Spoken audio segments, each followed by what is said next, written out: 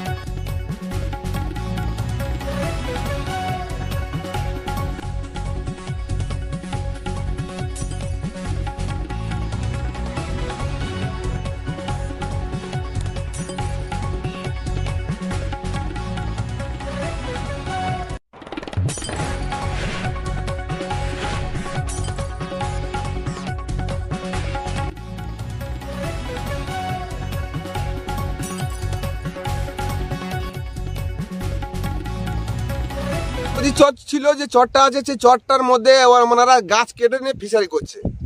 গাছ কেটে নিয়ে ফিশারি করছে, গাছগুলো একদম পুরো মানে তোমার মাটির নিচে ঢুকিয়ে দিচ্ছে, ঢুকিয়ে দিয়ে ওরা মানে ফিশারি করছে। ওরা হচ্ছে মানে আমাদের দলের লোক, অবশ্যই ঠিক আছে। আমরা টিএমসি করি, ওবি টিএমসি করে, ঠিক আছে। সেই টিএমসি লোকের মধ্যে এরকম মানে শয়তানি বুদ্ধি করছে। আপনারা কাউকে জানান না? থানার লোক এসেছিল, এসে বন্ধ করে গেছে। এখানে তো গাছপালা ছিল, গাছপালা ছিল, সেই গাছপালা আপনার দলের লোক এরকম করছে, আপনি কিছু বলছেন না? আরে বলতে গেলে মানে আমাদের তো আমারও শত্রু, বলতে গেলে আমার শত্রু করছে, আমি কি করবো?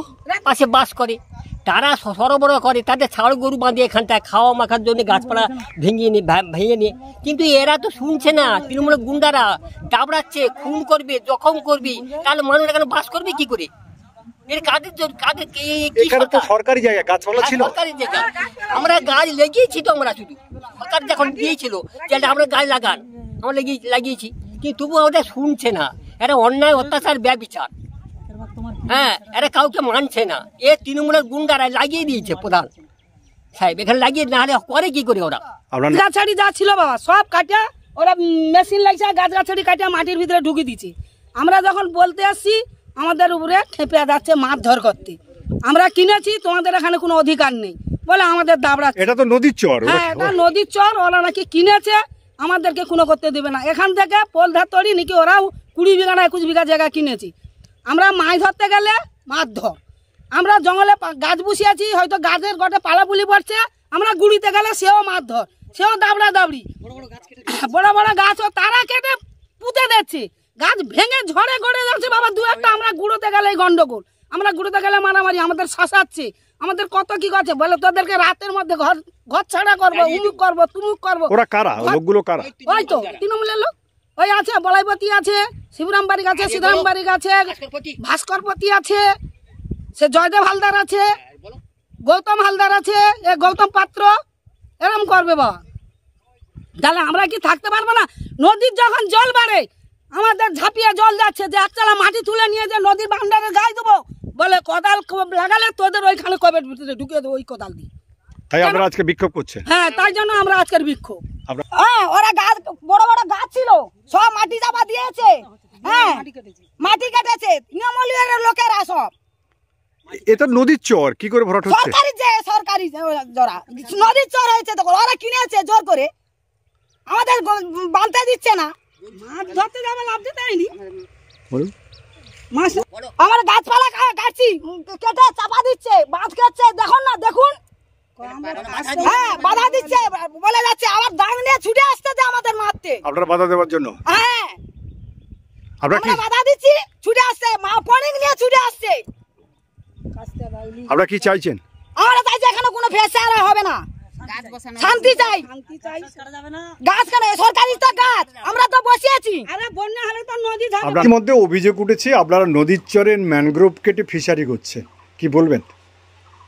ওটা নাইব জঙ্গল, ওখানে আমাদের উপযুক্ত কাগজ আছে, আমাদের নামে রেকর্ডও আছে। আর যেটা ঘেরা হচ্ছে ওটা হচ্ছে কোনো গাছপালা নেই, ওটা জঙ্গলও নয়। আর ওইটা আমরা ঘিরছি এই কারণে, বর্ষার সময় হচ্ছে নদী বাঁধ টপকে হচ্ছে, জল এভাস পাড়ি আছে, আমরা যদি ওটা ঘিরে নিতে পারি তাহলে জলটা নদীতে পেরোবে না এবং সাধারণ মানুষের সুবিধা হবে। এর আগে আমাদের আমফানে এখানে অনেক ক্ষতিগ্রস্ত হয়ে গেছে, জল টপকেছে, ওই জন্য আমরা ওটাই ঘেরার চেষ্টা করছি। না, আমি তো ওই তোমার কাছে এসছি কি না? হ্যাঁ, উনি এসছিল।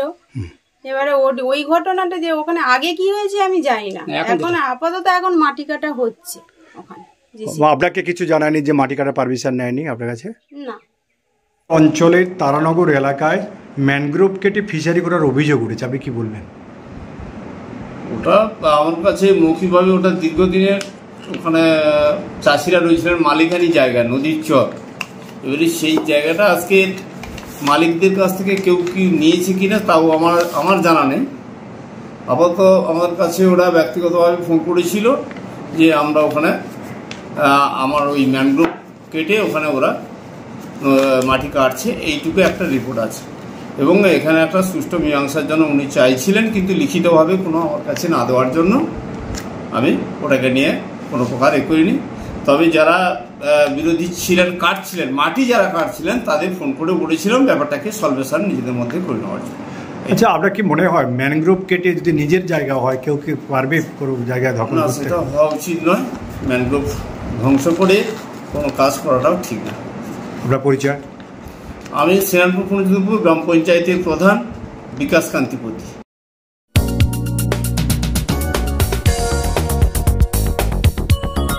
আপনারা দেখছেন বাস্তব নিউজ, কাল্পনিক নয়, বাস্তব। প্রত্যেক দিনের খবরের আপডেট পেতে আমাদের চ্যানেলটি সাবস্ক্রাইব করুন ও বেল আইকনে ক্লিক করুন।